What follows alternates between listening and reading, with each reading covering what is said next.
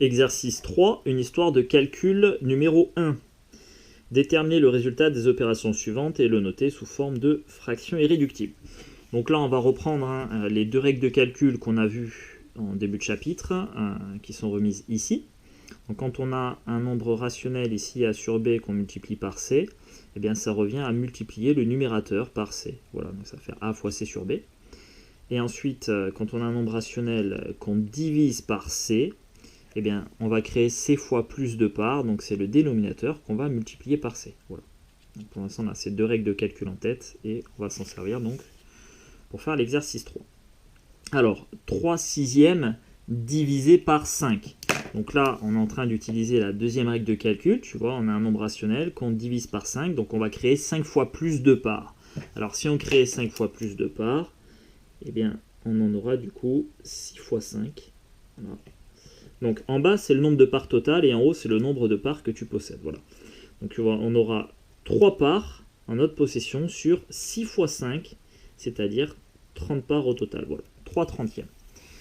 Ensuite, on veut réduire cette fraction pour la mettre sous forme irréductible. Eh bien, 3 trentièmes, tu peux diviser le numérateur et le dénominateur par 3. Et ça fera... Alors attends, je vais changer de couleur. Hop. Et on aura 1 dixième. Donc en simplifiant par 3 en haut et en bas. Ok. Ensuite, opération suivante, 5 quarts multiplié par 2. Alors, on va utiliser cette fois la première règle, 5 quarts multiplié par 2. On va donc avoir 5 fois 2, le tout sur 4. Donc là, on est sur un exercice d'automatisme. Tu vois, il faut que ces deux règles-là, ça devienne automatique pour toi. Tu saches les appliquer sans avoir besoin de réfléchir.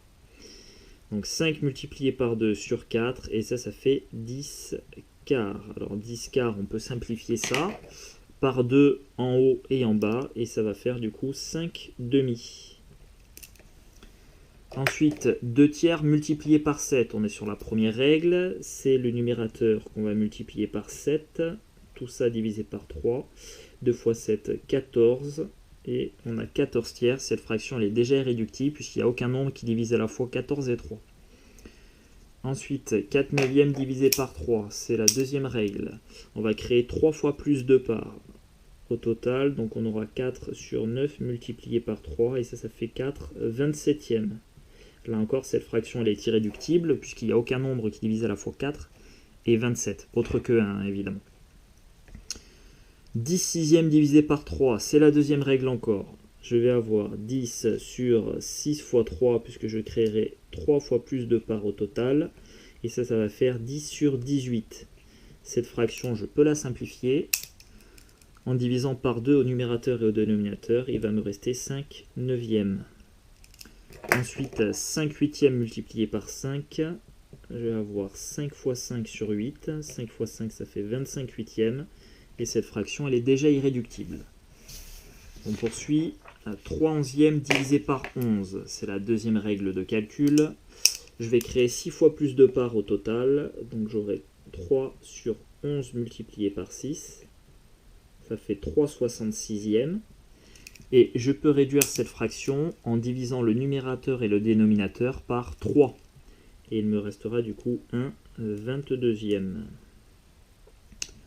2 septièmes fois 5, je vais avoir 2 multiplié par 5, le tout sur 7, et ça fait 10 septièmes, ma fraction elle est déjà irréductible, il n'y a aucun nombre autre que 1 qui divise à la fois 10 et 7.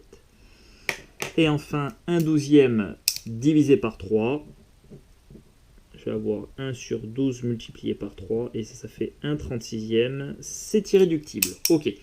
Donc ça, vraiment, c'est un exercice d'automatisme. Si c'est pas encore good pour toi, n'hésite pas à faire les fiches d'entraînement comme d'hab, tu le sais.